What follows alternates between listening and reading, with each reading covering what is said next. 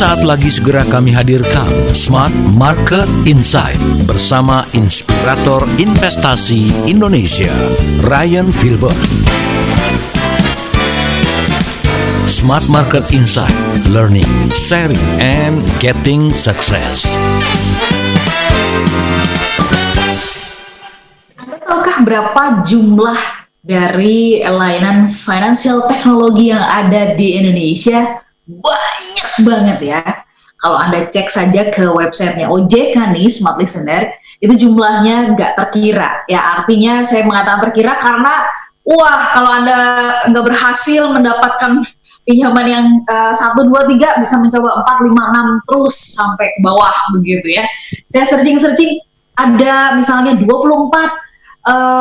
financial teknologi tercepat cair, belum lagi yang lain-lainnya dan sebagainya. Selamat malam Smart Listener dan juga Anda yang bergabung bersama dengan kami. Anda tengah menyimak Smart Market Insight. Saya bersama-sama dengan Audrey Juwana. Selamat malam Audrey. Halo Ola, selamat malam.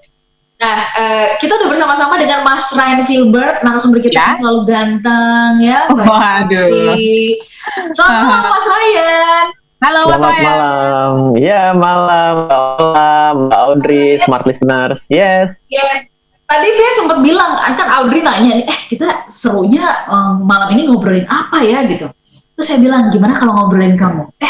Kemudian Audrey mengatakan, wah Mbak, nggak usah dijadikan tema aja, saya sudah diomongin di mana-mana.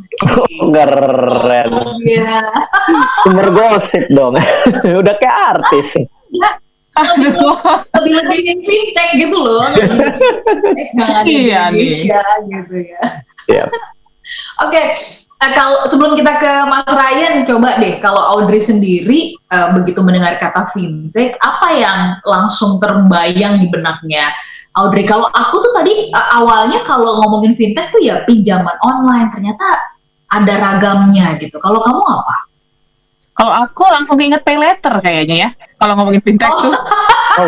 Pay letter Mas Ryan belanja ya. Ujung-ujungnya belanja. Oke.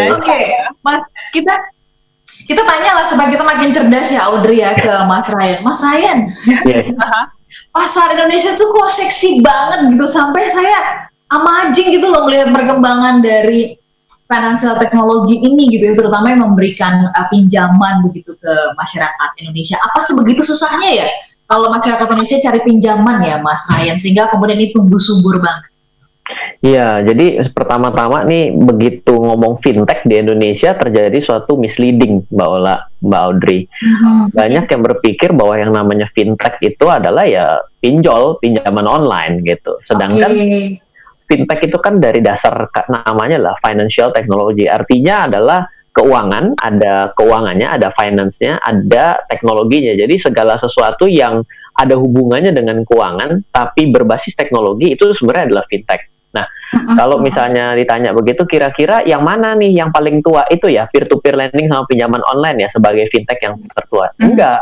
Sebenarnya sudah ada lama di dekat kita itu, mungkin ya internet banking, mobile banking itu adalah bagian dari financial technology. Artinya ketika kita tidak perlu datang ke bank, tapi kita bisa melakukan transaksi keuangan perbankan, maka sebenarnya itu adalah bagian dari fintech itu sendiri. Nah, tadi ketika Mbak Ola bilang, yuk kalau gitu kita lihat yang namanya fintech di OJK gitu ya. Nah, ini juga adalah suatu persepsi yang mungkin harus kita bahas malam hari ini biar kita semua sama-sama menjadi lebih punya wawasan gitu ya, bahwa ada fintech yang memang benar yang sudah ada dalam pengawasan OJK, namun ada juga fintech yang ada di dalam pengawasan Bank Indonesia.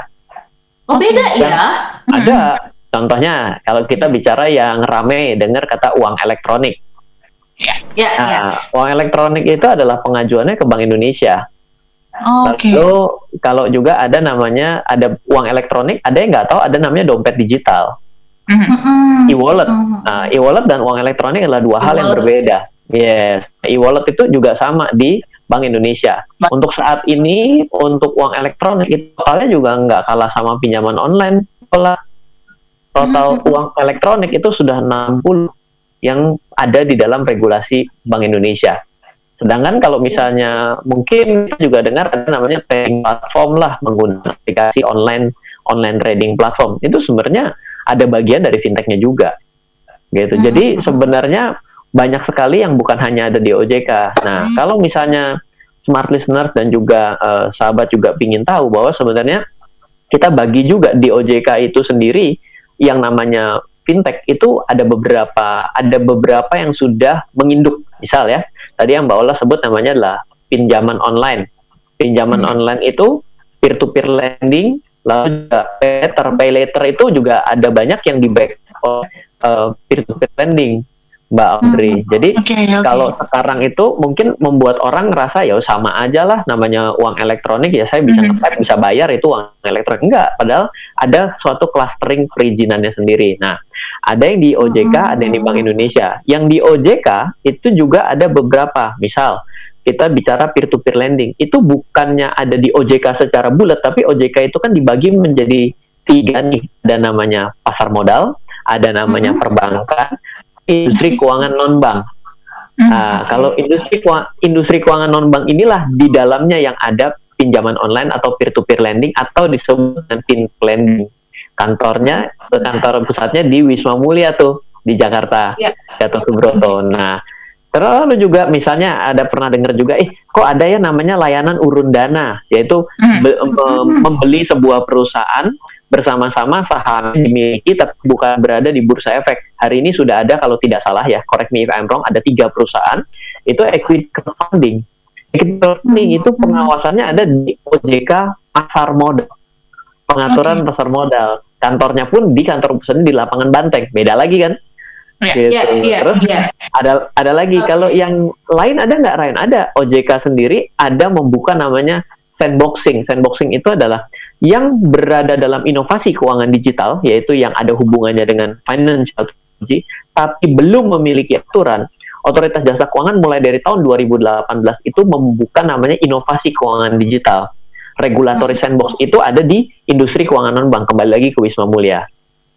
Lalu geser Mas lagi. Mas Ryan kayaknya hafal banget ya kantor-kantornya Audrey ya. Mas Ryan tahu nggak di situ di daerah mana yang mie ayamnya paling enak ya? Nah, tergantung ya. Kalau itu kan mesti tanya istri saya dulu. Pada saat jeda nih. Kami jeda dulu sambil kita kasih pertanyaan kepada listener kita ya, Audrey ya, kita coba tanya ya. Kita buat survei kecil kepada smart listener nih. Ini aware nggak sih dengan fintech gitu? Kalau Anda mendengar kata fintech, ya financial teknologi, apa yang langsung terbayang di benak Anda? Atau yang langsung terpikir, apakah pinjaman online ya? Atau ATM misalnya, atau mobile banking gitu? Silahkan Anda boleh jawab ya. Silakan ke 0812 11 12 959. Ketik kemudian SMI Smart Market Insight, kemudian spasi nama, kota, usia, dan jawaban Anda. Kami tidak sesaat, tetap bersama. Tetaplah bersama kami dalam Smart Market Insight, Learning, Sharing, and Getting Success.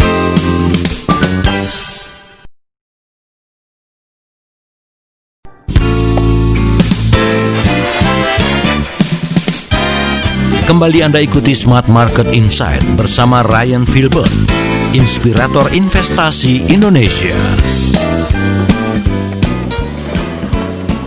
Oke, Smart Listeners, kembali lagi dalam Smart Market Insight bersama Mas Ryan Filbert. Hari ini kita memperbincangkan mengenai perkembangan fintech di Indonesia sendiri. Nah, tadi kan kita udah bahas ya Mas ya, ternyata ada 2 nih, ada yang diawasi oleh OJK, dan juga ada yang diawasi oleh Bank Indonesia. Seperti itu ya Mas ya? Masih ada lagi yang lain sebenarnya. Oke, masih ada lagi. Mungkin bisa dikasih pencerahan nih sama kita gitu ya.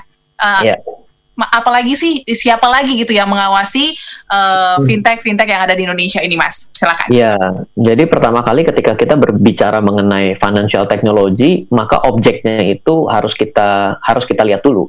Bukan perusahaannya, tapi objeknya. Di mana objeknya itu adalah si aplikasi itu sendiri, si teknologi itu sendiri.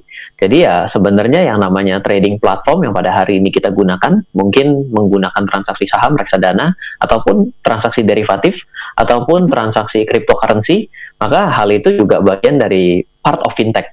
Nah, kalau misalnya kita berbicara dengan cryptocurrency, kita berbicara mengenai komoditi, maka itu tidak ada pengaturannya dalam Bank Indonesia maupun Otoritas Jasa Keuangan. Tapi itu ada di dalam Bapepti dan ICDX, member of ICDX gitu. Jadi ada sedikit bergeser kalau transaksi derivatif. Jadi sebenarnya yang penting sekali buat Anda semua yang harus diperhatikan itu adalah siapa yang meregulasi. Kalau misalnya kita tidak mengetahui siapa yang meregulasi, maka pertama harus kita lihat objeknya dulu, habis itu baru kita cari yang mana ada hubungannya.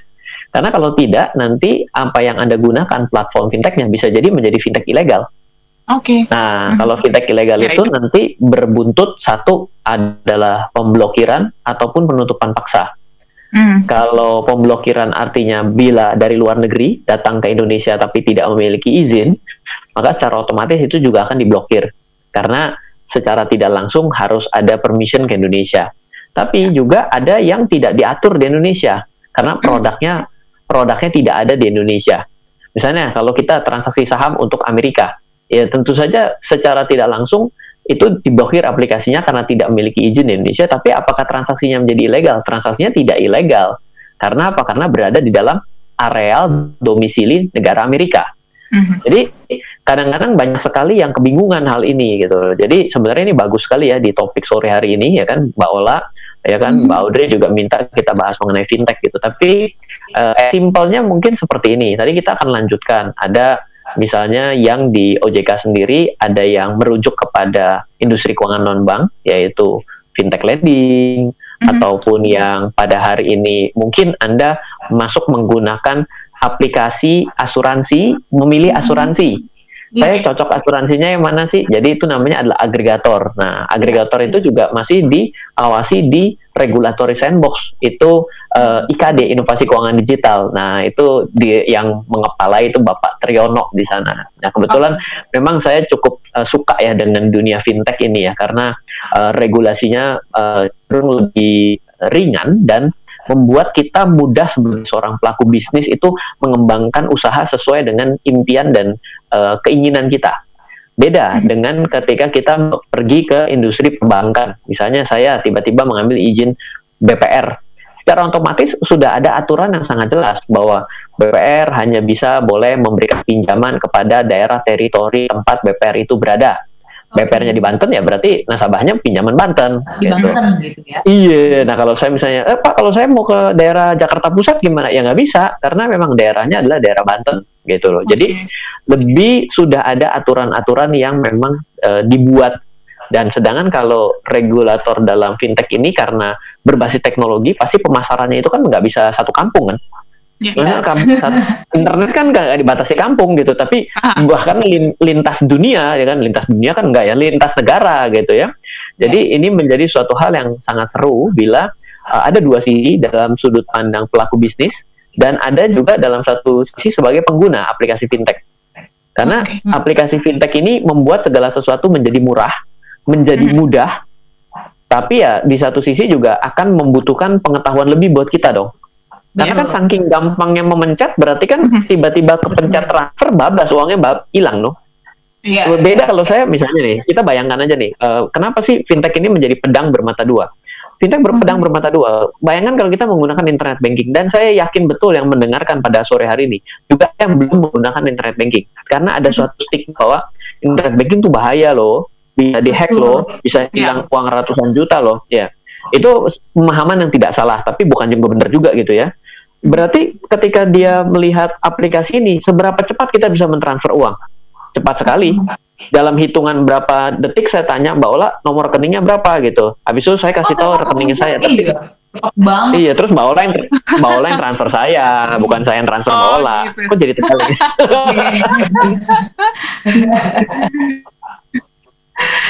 Tapi yang Mas Ryan bilang itu benar sih, ada benarnya juga gitu ya. Misalkan ketika kita menggunakan mobile banking aja gitu, bahwa ada pengen beli ini, beli itu, transfernya soalnya gampang gitu. Tapi begitu kemudian misalkan saya stop nih lagi puasa menggunakan mobile banking. Iya, halo, Mas Ryan. Mas Ryan. Terputus. Iya, sambil menantikan koneksi dari Mas Ryan, kita ingatkan listener ya, Audrey ya, Yes. mereka bisa menjawab survei kecil kita. Pertanyaannya adalah menurut Anda atau yang terfikir di benak Anda kalau mendengar kata financial technology atau fintech, itu apa sih yang langsung Anda bayangkan? Gak apa-apa kalau Anda kesebut misalkan nama pinjaman online yang Anda pakai misalkan, ya nggak apa-apa, supaya kita juga jadi tahu sebenarnya kita seberapa aware sih sama produk fintech ini. Nah, tadi yang ditanyakan Audrey itu soal siapa yang menyiapkan regulasi dan sebagainya. Mas, aku tuh penasaran ya, apakah karena segitu gampangnya, sehingga kemudian sekarang juga merajalela loh, menjamur loh, pinjaman-pinjaman yang memberikan katanya pinjamannya basisnya atau angkanya tuh cukup besar gitu ya, tanpa agunan, itu lewat WhatsApp, lewat SMS atau Messenger begitu. Nah, itu dia. Kalau itu sebegitu gampangnya sih kemudian mereka berani loh menawarkan itu. Oke, saya mungkin jawab ya. Kalau yang lewat WA itu kemungkinan besar itu adalah KTA, Mbak Ola. Jadi itu adalah model bisnis lama, kredit tanpa agunan dari perbankan, tapi menggunakan pemasaran jaringan digital. Beda nih kondisinya. Itu adalah sebuah semi manual lah yang boleh dibilang sudah ada otomatisasinya karena menggunakan penawaran via WA di broadcast. Tapi kalau yang namanya fintech, pinjaman fintech online sendiri, itu ada yang sampai otomatis seperti ini. Jadi begitu Mbak Ola mengajukan pinjaman, Mbak Ola akan diminta nomor handphone, diminta alamat, diminta NIK. Nanti akan di cross check NIK-nya Mbak Ola dengan data di Dukcapil. Data itu akan meng-cross check seberapa banyak pinjaman Mbak Ola dari fintech yang lain. Lalu juga mencek apakah Mbak Ola dari akun-akun sosial medianya itu pernah mendapatkan reputasi yang buruk, misalnya ditagih secara paksa oleh temennya karena pernah minjem gitu ya. Lalu juga akan mencek secara nomor handphone, apakah nomor handphone ini umurnya sudah lama atau baru.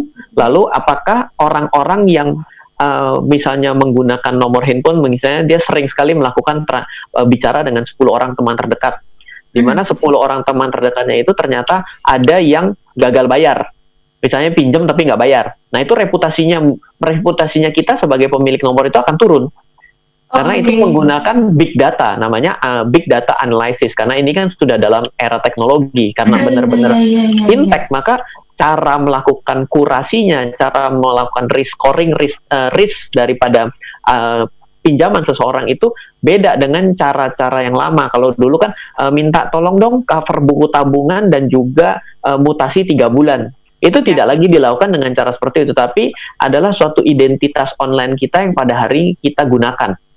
Jadi kalau misalnya tiap hari ternyata dia di status sosial medianya adalah ujaran kebencian, wah ini kan berarti risknya tinggi, apa juga dikritik gitu loh. Nah itu akan menurunkan kredibilitas scoring dia. Nah inilah yang di bagian dari fintech yang sebenarnya bukan pemasaran lewat WA, itu adalah sudah lagu lama, sudah 10-15 tahun yang lalu, tapi ya pada hari ini karena dia nggak bisa nawarin langsung, dia akhirnya melakukan cara-cara yang sudah ada hari ini ya, melalui WA, melalui SMS, di telepon. Nah itu kira-kira seperti itu, beda mendasarnya Mbak Audrey. Oke, kita baru tahu Audrey ya, apa kemudian ditulis sampai sebegitu ya, alasannya ternyata demikian. Tapi masih kalau digolongkan financial teknologi itu di Indonesia ada jenisnya itu apa aja? Pinjaman online, kalau yang apa namanya mengumpulkan dana untuk dia dipinjamkan itu apa namanya begitu? Oh, begini, ada klasifikasi, di mana klasifikasinya saya mungkin akan bawakan begini. Yang pertama adalah klasifikasi agregator, Mbak Audrey, ataupun smart listener. Jadi ketika kita berbicara yang namanya agregator, itu artinya dia sifatnya hanya membandingkan. Bagus mana sih A sama B? Dia punya datanya. Termasuk rating-ratingnya, komentar-komentar positif negatifnya terhadap industri keuangan. Asuransi A sama B bagus mana? Biayanya gedean mana? Preminya tinggian mana? Baliknya gedean mana? Yang ditanggung sama apa? Nah, itu adalah agregator. Itu adalah part of fintech. Lalu yang kedua itu adalah perantara. Misalnya perantara untuk transaksi. Misalnya juga kalau hari ini Mbak Ola kalau pergi ke marketplace itu begitu order, habis itu langsung keluar virtual account ataupun diakseskan pada satu menu aplikasi pembayaran pada internet banking, lalu diklik langsung terverifikasi. Itu adalah payment gateway gitu. Nah, itu adalah perantara tuh untuk mempermudah mempertemukan suatu transaksi tertentu. Ataupun kita menggunakan layanan pembelian reksadana secara online, ataupun menggunakan sekuritas hari ini menjadi online trading. Itu adalah perantara. Yang satu pembanding, yang satu adalah perantara, yang satunya lagi itu adalah transaksi peer-to-peer. Jadi dia hanya pemain tengah, tapi melakukan kedua belah pihak ini mempertemukan dengan sudut pandang kebutuhan-kebutuhan khusus. Misalnya untuk pinjam-meminjam, waktu saya meminjam, ditawarkan di aplikasi itu Mbak Ola sama Mbak Audrey yang mendanai saya karena mendapatkan penawaran dari aplikasi itu, atau disebut dengan peer-to-peer. Lalu ada juga yang menggunakan data analysis. Jadi data analysis itu adalah supporting atas apa ya? Atas transaksi yang tadi. Misalnya ketika seseorang mau pinjam, dia yang melakukan assessment. Oh, secara digital orang ini kredibilitasnya lebih tinggi dibandingkan si B. Kenapa? Karena nomor handphonenya sudah 30 tahun. Sedangkan si B baru beli minggu kemarin. Nah, jadi fintech itu sebenarnya ada fintech pemain langsung, ada fintech untuk supporting, seperti itu. Oke. Mas Ryan, kita ngomong nanti di sesi berikutnya. Ini soalnya makin seru. Mas Ryan, silahkan boleh jawab kami ke 0812 plus 12 9 apa yang terbaik benak Anda mendengarkan kata finansial teknologi atau Tetaplah bersama kami dalam Smart Market Insight, Learning, Sharing, and Getting Success.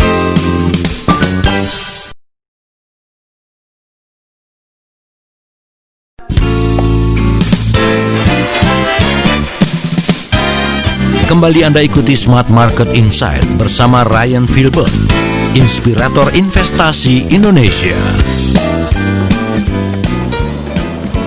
Smart Listener dan Anda semuanya bergabung bersama dengan kami. Terima kasih Anda masih menyimak Smart Market Insight ya. Kesempatan malam hari ini bersama dengan Mas Ryan Filbert, inspirator pasar investasi di Indonesia.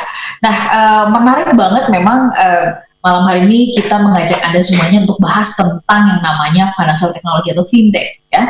Dan kalau Anda cek di website OJK itu banyak banget, dan kabarnya pernah ngobrol sama tim dari OJK yang ngantri untuk mendaftarkan produk mereka tuh cukup banyak banget. Nah, saking banyak mungkin kalau Anda ditolak bisa aplikasi, bisa kemudian langsung berpindah ke aplikasi yang lainnya ya, hanya dari handphone Anda. Nah, malam hari ini kita tanya kepada Anda apa yang langsung terbayang di benak Anda tentang fintech, dan Anda bisa jawab dengan cara SMI, ketik SMI, kemudian spasi nama, spasi kota, dan usia, serta jawaban Anda dikirim ke 812 11 12 959. Bahkan Anda juga bisa tanya kepada Mas Ryan Filbert ya, kesempatan di malam hari ini. Silakan Audrey.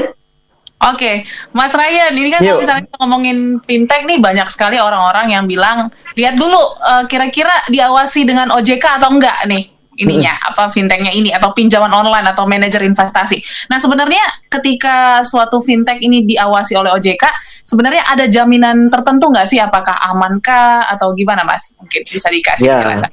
Ya, ini adalah satu hal yang juga nggak kalah misleadingnya, gitu ya. Karena banyak orang berpikir bahwa ketika terdaftar dan diawasi oleh OJK adalah dijamin tidak rugi. Ini adalah suatu persepsi yang tidak sama. Sama kita bayangkan adalah, saya selalu bilang ada pertandingan sepak bola. Mari kita pilih kalau pertandingan sepak bola ini tidak ada wasit yang netral, dengan pertandingan sepak bola yang ada wasit dengan netral itu kira-kira akan lebih banyak pelanggaran terjadi di yang mana? Ya, pasti jawabannya adalah ketika tidak adanya wasit. Nah, artinya di situ akan terjadi ya terserah mau diapain, itu ya suka-suka yang lebih kuat aja. Nah, sama ketika kita mungkin fokusnya berbicara mengenai fintech peer-to-peer pinjaman online yang tidak diatur oleh otoritas jasa keuangan. Bisa jadi justru sebenarnya itu namanya adalah pinjaman yang bunganya sangat tinggi. Misalnya per hari ya pokoknya saya kenain kamu per hari 5% misalnya seperti itu, atau seminggu 100% seperti itu. Itu kan namanya adalah shark loan. Jadi artinya suatu pinjaman dengan bunga besar. loh Ryan, kalau yang namanya teratur pada saat ini, kalau pinjaman yang ada di fintech lending itu berapa? Diatur oleh asosiasi, di mana asosiasi ini adalah asosiasi yang juga harus tunduk kepada aturan dari Otoritas Jasa Keuangan. Fintech lending itu adalah 0,8% maksimum per hari. Oke. Dan yang namanya keterlambatan pembayaran plus bunga itu tidak lebih daripada 200%. Jadi itu tidak bisa dilakukan dengan lebih, dan juga ada aturan-aturan dalam penagihannya seperti itu. Nah, jadi aturan-aturan seperti itulah yang digawangi dan yang membuat kita sebagai pengguna itu menjadi lebih nyaman. Bisa jadi juga kalau ada fintech yang ilegal, ternyata ketika kita download, ketika kita register, ternyata mencuri seluruh database phone book dan juga seluruh kegiatan beserta foto-foto pribadi kita. Alhasil kan kita jadi bermasalah ketika misal kita ternyata melakukan sesuatu atau tidak melakukan sesuatu dan juga tidak ada jaminan keamanan data. Ternyata ada foto pribadi kita yang disebarluaskan. Artinya kan kita juga menjadi orang yang dirugikan. Jadi bukan hanya kerugian dalam sudut pandang kita dibohongi atas kontraktualnya, tapi kita juga di dalam bahaya ketika disalahgunakan mungkin data-data kita. Sedangkan kalau untuk yang diatur oleh OJK atau diatur dengan regulator, bukan hanya OJK, ada regulator, ada Bank Indonesia, ada Kementerian Telekomunikasi, ada juga dari misalnya Bapepti sendiri, itu sudah diatur. Sehingga permainannya tanda kutip atau bisnis modelnya itu sudah dijaga dan dilihat terlebih dahulu, sehingga potensi kerugian kita menjadi lebih kecil. Ingat, potensi kerugian bukan artinya tidak bisa rugi, bukan tidak adanya pelanggaran, karena ini sangat misleading. Saya kan sering sekali untuk sosialisasi ya, saya pergi bersama otoritas terkait itu ya, dari Sabang sampai Merauke itu banyak yang misleading terkait hal itu. Pak, saya rugi lah. Iya, ini kan bukan berbicara mengenai apa yang Anda beli, tapi lebih kepada aturan-aturannya dulu gitu. Semua sudah diikuti aturan, belum tentu kita nggak kenapa-napa. Contoh, kita tetap makan sehat, kita melakukan segala sesuatu. Apakah kita dijamin tidak sakit?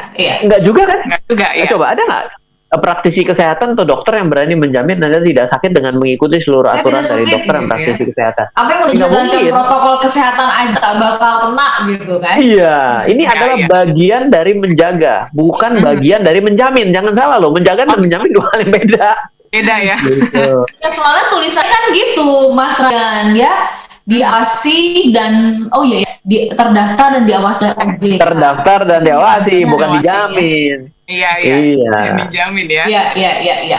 Oke, Audrey, sebelum pertanyaan mungkin kalau udah ada dari Smart Listener silakan. Tetapi Mas Ryan, saya mau bertanya nih. Kalau Mas Ryan lihat kecenderungan kita ya berkaitan dengan financial teknologi ini, sih kita kayaknya memang sangat adaptif banget, cepat gitu kalau ada perkembangan teknologi langsung gitu ya, nggak pakai lihat notebook aja udah langsung bisa pergunakan handphone gitu ya, meskipun salah-salah. Nah, menurut Mas Ryan, apa hal yang rawan sekali kita lakukan ya ketika berhadapan dengan financial teknologi, termasuk misalnya apakah karena ketika kita tidak membaca ya berbagai syaratannya kita main klik aja gitu, itu justru yang bisa membahayakan Mas Ryan. Iya, jadi yang mungkin kita harus dengar dan ingat kan ada yang namanya smartphone ya. Smartphone itu kan adalah telepon yang pintar gitu. Tapi masalahnya adalah penggunanya yang bodoh. Oke. Penggunanya yang tidak belajar lebih dulu gitu. Banyak akhirnya kejadiannya itu adalah teleponnya terlalu pintar, yang menggunakannya yang kurang pintar atau bahkan bodoh. Oleh karena itulah yang pertama kali harus kita upgrade adalah dengan kecepatan teknologi yang sekejap mata hari ini. Itulah diri kita. Sama loh, saya ini kan sebenarnya adalah pergantian dari milenial menuju kolonial ya. Saya kan usia 34. Jadi ya nggak bisa dibilang muda-muda banget. Saya angkatan 30 itu ya sudah mengalami sih. AC waktu kecil sudah mengalami. Tapi ini pun sudah berada di dalam peralihan. Tapi kita harus belajar untuk catch up dengan kondisi. Apalagi pada hari ini itu tidak akan hanya fintech yang akan berkembang, tapi di depan sebentar lagi, dan hari ini sudah mulai terjadi, itu namanya IoT. IoT adalah Internet of Things. Segala sesuatu yang hubungannya dengan internet dan juga suatu kecepatan data. Coba yang namanya mobil tanpa supir, tapi dia langsung secara otomatis. itu adalah bagian dari IoT. Lalu kita bisa memerintahkan AC kita di rumah untuk nyala lebih dulu sebelum kita pulang. Itu sudah bagian dari IoT. Dan ini sudah ada di depan mata. Jadi kalau misalnya Anda tidak catch up dengan teknologinya, segala sesuatu di sekitar Anda itu pada akhirnya akan ada tag-nya. Kalau tidak ikut, wah bahaya. Nanti akan sangat bermasalah dan akan menjadi pedang bermata dua. Yang jelas kalau finansial itu adalah teknologi yang paling highly regulated, sangat diatur. Karena kalau salah itu bahaya, tapi jangan salah juga kalau ternyata lupa mematikan oven dengan menggunakan IoT, meledak rumahnya bablas bisa hilang. Nah ini artinya adalah kita harus sesegera mungkin untuk mengadop. Jangan lupa hari ini kita sudah diatur secara ini kumpul-kumpul kan sudah tidak bisa, sosialisasi ini sudah nggak bisa. Artinya kan teknologi ini akan digunakan sebagai kendaraan agar kita tetap bisa bersosialisasi kan. Kalau ini kita nggak catch up, wah nanti baik, Mas Ryan dan kemudian Audrey kita sebentar untuk satu sesi yang terakhir ya. Makanya masih dinanti kebersamaan dari Anda bisa menjawab juga pertanyaan dari kami tadi. Kami jeda sesaat untuk satu sesi yang terakhir. Tetaplah bersama kami dalam Smart Market Insight, Learning, Sharing, and Getting Success.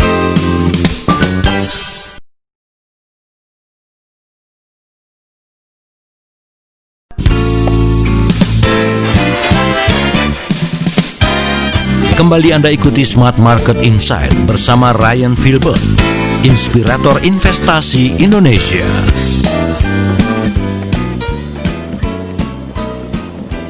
Dan Anda bergabung bersama kami di Smart Market Insight. Terima kasih ya Anda bersama-sama kami menyimak perbincangan ini.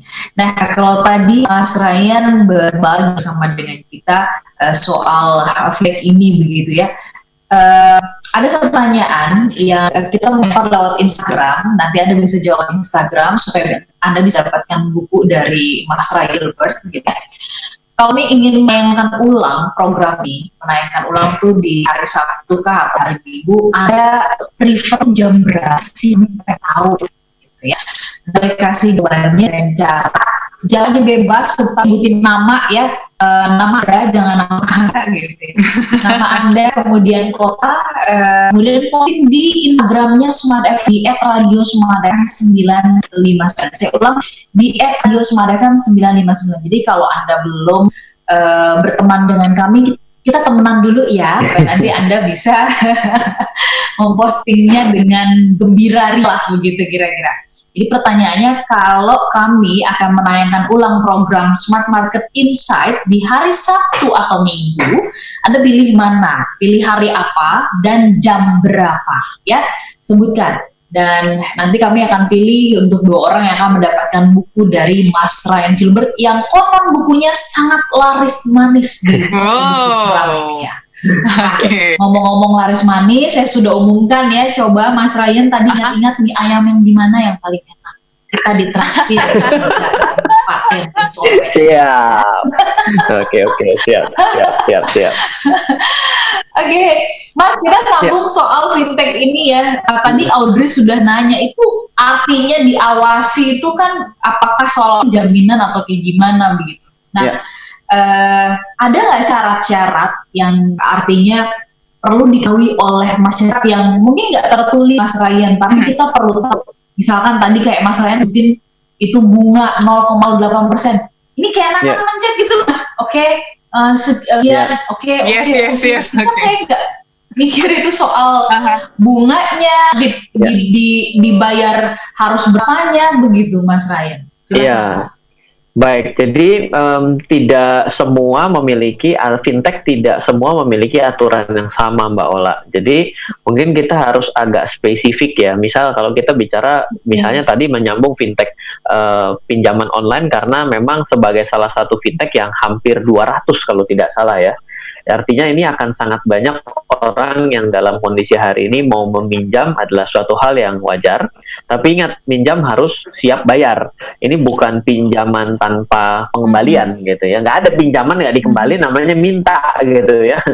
jangan salah juga gitu. Nah, jadi bila Anda mau dalam kondisi yang aman, pertama Anda melihat dari satuan bunganya, yang kedua adalah dari apa yang diakses oleh si aplikasi. Kan hari ini mostly menggunakan sistem aplikasi baik melalui iOS ataupun melalui Android.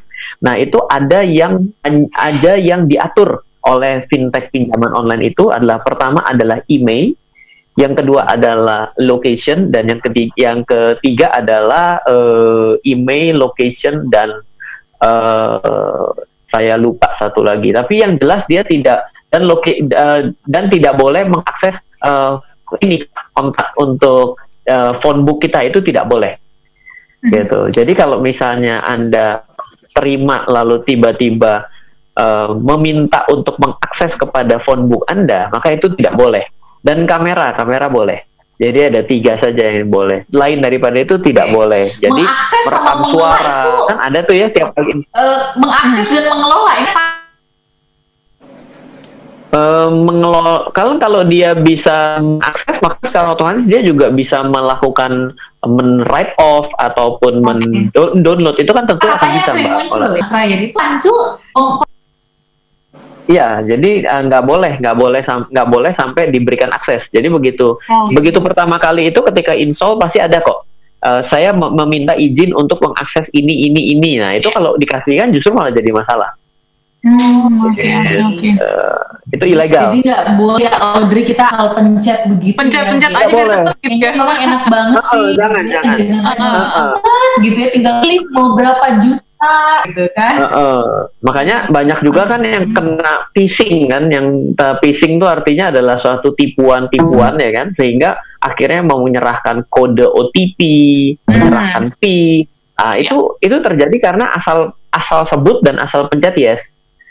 Gitu. Jadi ini nggak hanya berlaku pada transaksi fintech aja ya, tapi juga bisa jadi pada marketplace Anda, akun marketplace Anda, akun email Anda, akun sosial media Anda. Itu sebenarnya sudah memiliki modus-modus dan berbahaya kalau Anda asal pencet yes, itu ada bahaya. Seperti itu. Audrey, apakah semua listener kita sudah ada yang mau bertanya? Silakan dari WhatsApp atau dari phone kita, silakan. Mungkin ini banyak respon mengenai satu kata yang terlintas ketika mendengar fintech nih ya. Ini sudah lumayan banyak. Dari Lydia yang ada di Jakarta katanya payment. Selanjutnya dari Bapak Samsul, ini ada mudah dan efisien. Selanjutnya dari Fahri, ini dari Bekasi ya, one click. Dan juga dari Susi yang ada di Jakarta, cashback. Wah, ini anak promo banget nih kayaknya ya. Iya, ya jadi betul juga ya, masih oke lah kalau misalnya tulisannya adalah pinjam tanpa bunga. Nah itu lebih repot, itu berarti misleading. Ini lumayan ada cashback, payment. Memang betul bahwa yang ada itu ya hari ini berkembang dengan cepat, yaitu adalah uang elektronik. Uang elektronik itu hari ini bagaimana caranya dia bisa mendapatkan hati Anda, itu adalah dengan cara memberikan cashback, memberikan promo. Ini sebenarnya adalah era di mana orang yang mengerti dan up to date itu akan diuntungkan. Karena mereka semua, si pelaku fintech ini sedang mencari membuat Anda jatuh hati dan tergantung pada aplikasi mereka. Jadi kalau Anda itu punya update gitu ya, maka Anda sebenarnya jadi diuntungkan karena semuanya berlomba-lomba untuk memberikan pelayanan yang terbaik agar ketika Anda pakai, Anda merasa bahwa ini adalah yang paling bagus, ini adalah yang user interface-nya adalah yang sesuai dengan harapan saya.